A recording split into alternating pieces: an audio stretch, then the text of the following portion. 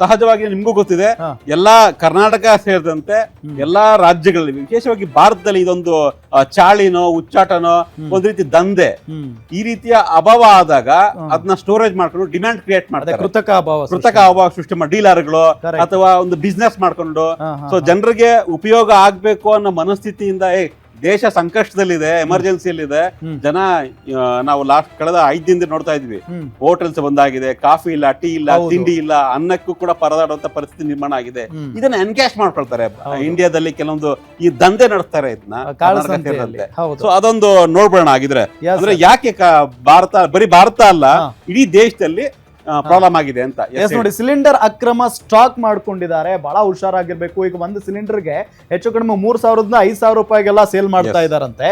ಛತ್ತೀಸ್ಗಢದಲ್ಲಿ 1000+ ಸಿಲಿಂಡರ್ ಜಪ್ತಿ ಮಾಡಿದ್ದಾರೆ, ಬಂಧನದ ಮಾಹಿತಿ ಇಲ್ಲ. ಅಂದ್ರೆ ಎಷ್ಟು ದೊಡ್ಡ ಮಟ್ಟದಲ್ಲಿ ಈ ರೀತಿಯಾಗಿ ಕೃತಕ ಅಭಾವವನ್ನ ಸೃಷ್ಟಿ ಮಾಡ್ತಾ ಇದ್ದಾರೆ ಅನ್ನೋದಕ್ಕೆ ಒಂದು ಎಕ್ಸಾಂಪಲ್ ಇದು. 1000+ ಸಿಲಿಂಡರ್ಗಳನ್ನ ಈಗ ಅಲ್ಲಿನ ಪೊಲೀಸ್ನವರು ಜಪ್ತಿ ಮಾಡಿದ್ದಾರೆ. ಸೊ ಇದು ಛತ್ತೀಸ್ಗಢದ್ದು ಸರ್. ಕೇವಲ ಒಂದು ಈಗ 1000 ನಮ್ಗೆ ಸಾಮಾನ್ಯ ಟೈಮಲ್ಲಿ ಆದ್ರೆ ಇದು ತುಂಬಾ ನಾರ್ಮಲ್ ಅನ್ಸ್ಬೋದು, ಬಟ್ ಈಗಿನ ಪರಿಸ್ಥಿತಿಯಲ್ಲಿ ಒಂದು ಸಿಲಿಂಡರ್ ಕೂಡ ಇಂಪಾರ್ಟೆಂಟ್, ಒಂದು ಸಿಲಿಂಡರ್ ಕೂಡ ಮಹತ್ವ ಆಗಿದೆ. ಇಲ್ಲೆಲ್ಲ ಬೆಂಗಳೂರು ಕಳ್ತನ ಆಗಿದ್ದು ನೋಡಿದ್ವಿ ನಾವು, ಯಾರೋ ಒಂದ್ ಸಿಲಿಂಡರ್ ಕಳ್ತನ ಮಾಡ್ಕೊಂಡು ಹೋಗ್ಬಿಟ್ಟಿದ್ದಾರೆ. ಬೇರೆ ರಾಜ್ಯದಲ್ಲೂ ಕೂಡ ಆಗಿದೆ, ಬೇರೆ ಜಿಲ್ಲೆಯಲ್ಲೂ ಕೂಡ ಆಗಿದೆ. ಅಂದ್ರೆ ಇಲ್ಲಿ 1000 ಸಿಲಿಂಡರ್, 1000ಕ್ಕೂ ಹೆಚ್ಚು ಸಿಲಿಂಡರ್ ನ ಜಪ್ತಿ ಮಾಡಿದ್ದಾರೆ. ಇದು ಜಪ್ತಿ ಆಗಿರ್ತಕ್ಕಂಥ ಉದಾಹರಣೆ. ಜಪ್ತಿ ಆಗದೆ ಇರ್ತಕ್ಕಂಥದ್ದು ಅಥವಾ ಕಳ್ತನ ಮಾರಿರ್ತಕ್ಕಂಥದ್ದು ಇನ್ನೆಷ್ಟು ಇರಬಹುದು. ಇದು ಛತ್ತೀಸ್ಗಢ ಮಾತ್ರ. ಮುಂದೆ ನೋಡೋದು ಇನ್ನು ತಮಿಳುನಾಡಿನಲ್ಲಿ 398 ಸಿಲಿಂಡರ್ಗಳನ್ನ ಜಪ್ತಿ ಮಾಡಿದ್ದಾರೆ, ಇಬ್ಬರನ್ನ ಅರೆಸ್ಟ್ ಮಾಡಿದ್ದಾರೆ ಅನ್ನೋದು ಗೊತ್ತಾಗ್ತಾ ಇದೆ. ಮುಂದೆ ನೋಡ್ಬೇಡ ಹಂಗೆ ಪೂರ್ತಿ ಉತ್ತರ ಪ್ರದೇಶ, ಮಧ್ಯಪ್ರದೇಶ ಎಲ್ಲ. ಇದು ಉತ್ತರ ಪ್ರದೇಶದಲ್ಲಿ 150+ ಸಿಲಿಂಡರ್ಗಳನ್ನ ವಶಕ್ಕೆ ಪಡೆದುಕೊಂಡಿದ್ದಾರೆ, 20ಕ್ಕಿಂತ ಹೆಚ್ಚು ಜನರನ್ನ ಅರೆಸ್ಟ್ ಕೂಡ ಮಾಡಿದ್ದಾರೆ. ಇದು ಉತ್ತರ ಪ್ರದೇಶ. ಇನ್ನು ನೆಕ್ಸ್ಟ್ ಯಾವುದು ಹಾಗಾದ್ರೆ ಮಧ್ಯಪ್ರದೇಶದಲ್ಲಿ 100+ ಅಂದ್ರೆ 100+ ಸಿಲಿಂಡರ್ಗಳನ್ನ ಜಪ್ತಿ ಮಾಡಿದ್ದಾರೆ, 10ಕ್ಕಿಂತ ಹೆಚ್ಚು ಜನರನ್ನ ಅರೆಸ್ಟ್ ಕೂಡ ಮಾಡಿದ್ದಾರೆ. ಈ ಕಾಳಸಂತೆಯಲ್ಲಿ ಮಾರಾಟ ಮಾಡ್ತಾ ಇದ್ರಂತೆ ಇವರೆಲ್ಲ. ಅದಾದ ನಂತರ ಈಗ ಮಧ್ಯಪ್ರದೇಶ ಆಯ್ತು, ಛತ್ತೀಸ್ಗಢ, ಇಷ್ಟೇ. ಸೊ ಛತ್ತೀಸ್ಗಢದಲ್ಲಿ 75ಕ್ಕಿಂತ ಹೆಚ್ಚು ಸಿಲಿಂಡರ್ಗಳನ್ನ ಜಪ್ತಿ ಮಾಡಿದ್ದಾರೆ, ಇಬ್ಬರನ್ನ ಅರೆಸ್ಟ್ ಮಾಡಿದ್ದಾರೆ. ಇನ್ನು ಬಿಹಾರದಲ್ಲಿ 30ಕ್ಕಿಂತ ಹೆಚ್ಚು ಸಿಲಿಂಡರ್ಗಳನ್ನ ಜಪ್ತಿ ಮಾಡಿದ್ದಾರೆ, ಇಬ್ಬರನ್ನ ಅರೆಸ್ಟ್ ಮಾಡಿದ್ದಾರೆ ಅನ್ನೋದು ಗೊತ್ತಾಗ್ತಾ ಇರುವಂತ ಒಂದು ಸಂಗತಿ. ಸೊ ಆಲ್ಮೋಸ್ಟ್ ಇಡೀ ನಮ್ಮ ದೇಶಾದ್ಯಂತ, ಯಾದಗಿರಿಯಲ್ಲಾಗಿದೆ, ಮಹಾರಾಷ್ಟ್ರದಲ್ಲಾಗಿದೆ, ಒಟ್ಟಿನಲ್ಲಿ ಇಡೀ ದೇಶಾದ್ಯಂತ ಎಲ್ಲಾ ಕಡೆ ಅರೆಸ್ಟ್ ಮಾಡ್ತಾ ಇದಾರೆ, ಬಂದ್ ಈ ರೀತಿಯ ರೇಡ್ ಆಗ್ತಾ ಇದೆ. ಕರ್ನಾಟಕದಲ್ಲೂ ಕೂಡ ಸಿಎಂ ಮತ್ತೆ ಮಿನಿಸ್ಟರ್ ಮುನಿಯಪ್ಪ ಅವರು ಸುದ್ದಿಗೋಷ್ಠಿ ಕೂಡ ಮಾಡಿದ್ರು, ವಾರ್ನಿಂಗ್ ಕೂಡ ಕೊಟ್ಟಿದ್ರು. ಎಸೆನ್ಷಿಯಲ್ ಕಮಾಡಿಟೀಸ್ ಆಕ್ಟ್ ಪ್ರಕಾರ ಈ ತರ ಮಾಡಿದ್ರೆ 7 ವರ್ಷ ಜೈಲ್ ಕೊಡ್ತೀವಿ ಅಂತ. ಬಟ್ ಎಷ್ಟೇ ಹೇಳಿದ್ರು ಕೂಡ ಈ ರೀತಿಯ ಅಕ್ರಮವಾಗಿ ಸ್ಟೋರೇಜ್ ಮಾಡೋದು, ಮಾರೋದು ಆಗ್ತಾನೆ ಇದೆ. ಸೊ ಇಂತಹ ಸ್ಥಿತಿಯಲ್ಲಿ ದೇಶ ಸಂಕಷ್ಟದಲ್ಲಿದೆ, ಜನ ಸಂಕಷ್ಟದಲ್ಲಿದ್ದಾರೆ. ನಾವೆಲ್ಲ ದೇಶಕ್ಕಾಗಿ ನಾವು ಹೋರಾಟ ಮಾಡಬೇಕು, ಒಂದು ರೀತಿಯ ಸೇವೆ ಮಾಡಬೇಕು ಅನ್ನೋ ಮನೋಭಾವ ಇಲ್ಲ. ನೀವು ಆಗ್ಲೇ ಹೇಳ್ತೀರಿ 3,000 5,000 ಆಗಿದೆ ಅಂತ. 1,350 ರೂಪಾಯಿ ಇತ್ತು ಒಂದು ಕಮರ್ಷಿಯಲ್ ಸಿಲಿಂಡರ್. ಸೊ ಇವತ್ತು 3,000 ಕೊಟ್ಟರು ಸಿಗ್ತಾ ಇಲ್ಲ, 4,000 ಕೊಟ್ಟರು ಸಿಗ್ತಾ ಇಲ್ಲ. ನಾವೇ ಬೆಳಗ್ಗೆ ಸುದ್ದಿ ಮಾಡ್ತಿದ್ವು, ಬೆಂಗಳೂರಲ್ಲಿ ಈಗ ಯಾವ್ದೋ ಒಂದು ಇಡ್ಲಿ ಸಾಂಬಾರ್ 60 ರೂಪಾಯಿ ಇದ್ರೆ, 2 ಇಡ್ಲಿ ಸಾಂಬಾರ್ 60 ರೂಪಾಯಿ ಇದ್ರೆ ಅದಕ್ಕೆ gas extra 10 rupees extra bill ಆಗ್ತಿದ್ದಾರೆ. ಈಗ ಗ್ಯಾಸ್ ನಾವು ಇದು ಇಷ್ಟು ವರ್ಷದಲ್ಲಿ ಯಾವತ್ತೂ ನೋಡೇ ಇರಲ್ಲ ಅದನ್ನ. ಸೊ GST ಆಗ್ತಾ ಇದ್ರು ಅಥವಾ ಸುಮ್ನೆ ಸೆಸ್ ಆಗ್ತಾ ಇದ್ರು, ಈ ತರ ಸರ್ವಿಸ್ ಟ್ಯಾಕ್ಸ್ ಆಗ್ತಾ ಇದ್ರು.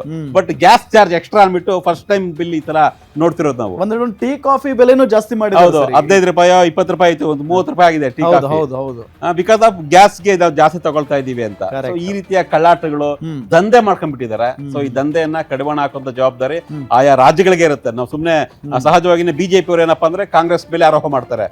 ಕಾಂಗ್ರೆಸ್ ಕರ್ನಾಟಕದಲ್ಲಿ ಮಾತ್ರ ಪ್ರಾಬ್ಲಮ್ ಆಗ್ತಾ ಇದೆ, ಕರ್ನಾಟಕದಲ್ಲಿ ಸರ್ಕಾರ ಬೇಕಂತಲೇ ಮೋದಿಗೆ ಕೆಟ್ಟ ಹೆಸರೋದಕ್ಕೆ ಈ ರೀತಿಯಾಗಿ ಮಾಡ್ತಿದೆ ಅಂತ ಬಿಜೆಪಿ ಅವರ ಆರೋಪ.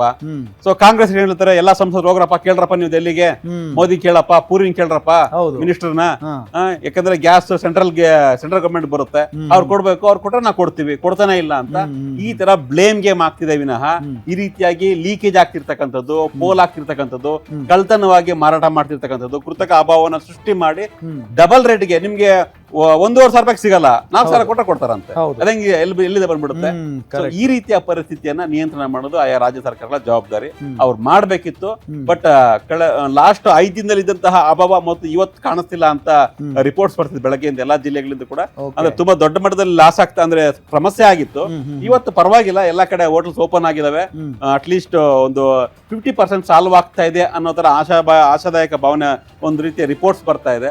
ನೋಡೋಣ. ಈಗಾಗಲೇ ಇದೊಂಥರ ದಂಧೆ ಆದ್ರೆ ಸರ್, ಈಗ ಗೃಹ ಬಳಕೆಯ ಸಿಲಿಂಡರ್ಗಳನ್ನ ಈ ವಾಣಿಜ್ಯೋದ್ಯಮಕ್ಕೆ ಬಳಸ್ಕೊಳ್ತಾ ಇದಾರಂತೆ, ಅದು ಎಷ್ಟರ ಮಟ್ಟಿಗೆ ಎಫೆಕ್ಟ್ ಆಗ್ಬೋದು ನಮಗೆ ಅಂತ. ಈಗ ಎಕ್ಸಾಂಪಲ್, ಈಗ ನನ್ನ ಫ್ಯಾಮಿಲಿಗೆ ನಾವು ಬೆಂಗಳೂರಲ್ಲಿ ಇರೋದ್ರಿಂದ ನಮ್ಮ ಮನೇಲಿ ಒಂದು 4 ನಾನು ವೈಫ್ ಮಕ್ಳು ಇರ್ತೀವಿ. ನಾವು ತಿಂಗಳಿಗೆ ಒಂದು ಗ್ಯಾಸ್ ಸಿಲಿಂಡರ್ ಖಾಲಿ ಆಗಲ್ಲ ನಮ್ದು, ಆಯ್ತಾ, 2 ತಿಂಗಳು ಬರುತ್ತೆ, ಆಯ್ತಾ. ನಾವು ಬುಕಿಂಗ್ ಮಾಡಿರೋದಿಲ್ಲ, 2 ತಿಂಗಳು ಆದ್ಮೇಲೆ ಒಂದು ಬುಕಿಂಗ್ ಮಾಡಿರ್ತೀವಿ, ಬರ್ತಾ ಇರುತ್ತೆ. ಬಟ್ ಕೆಲವೊಂದು ಈಗ ತಿಂಗಳಿಗೆ ಒಂದು ಬುಕ್ ಮಾಡಬಹುದು, ಅಥವಾ ಲಿಮಿಟ್ಸ್ ಇರ್ಲಿಲ್ಲ ಮೊದಲು. ಈಗ 25 days ಅಲ್ಲಿ ರೂಲ್ ಮಾಡಿದ್ದಾರೆ. ಮೊದ್ಲಾಗಿದ್ರೆ ತಿಂಗಳಿಗೆ 2 ಬೇಕಾದ್ರೆ ಬುಕ್ ಮಾಡಲಾಗಿದ್ದು ಕೊಡ್ತಾ ಇದ್ರು, ಅದನ್ನ ಮೊದ್ಲಿಂದ ಇದೆ ಅದು. ಸೊ ಈಗ ಅವಕಾಶ ಸಿಗುತ್ತೆ ಅವ್ರುನು, ಸೊ ಅದನ್ನ ಮಾಡ್ತಾ ಇದಾರೆ. ಬಟ್ ಅದ್ ಮಾಡಬಾರ್ದು. ಅದಕ್ಕೇನೆ ಏನ್ ಮಾಡಿದ್ರೆ ಗೌರ್ಮೆಂಟ್ ಅವರು 25 ದಿನ ಲಿಮಿಟ್ ಮಾಡಿದ್ರೆ, ಇವತ್ತು ಬುಕ್ ಮಾಡಿದ್ರೆ ನೆಕ್ಸ್ಟ್ 25 days ವರೆಗೂ ಬುಕ್ ಮಾಡಕ್ ಆಗಲ್ಲ. ಸೊ ಎಷ್ಟೇ ನಿಮ್ ಮನೇಲಿ ಒಂದು 10 ಜನ ಇದ್ರು ಕೂಡ ಅದು ಒಂದ್ ತಿಂಗಳು ಬಂದೇ ಬರುತ್ತೆ. ಅಂದ್ರೆ ಒಂದು 14 kg 15 kg ಏನಿರುತ್ತೆ, 14 kg ಏನಿರುತ್ತೆ ಗ್ಯಾಸ್, ಅದು ಒಂದ್ ತಿಂಗಳಿಗೆ ಬಂದೇ ಬರುತ್ತೆ. ಹಾಗಾಗಿ 25 daysಗೆ ಮಾಡಿದ್ದಾರೆ. ಸೊ ಒಳ್ಳೆ ಇಂಥ ಟೈಮಲ್ಲಿ ಮಾಡಿರೋದು, ಅದನ್ನ ಟೀಕೆ ಮಾಡುವಂತ ಅಗತ್ಯ ಇಲ್ಲ, ಒಳ್ಳೇದೇ.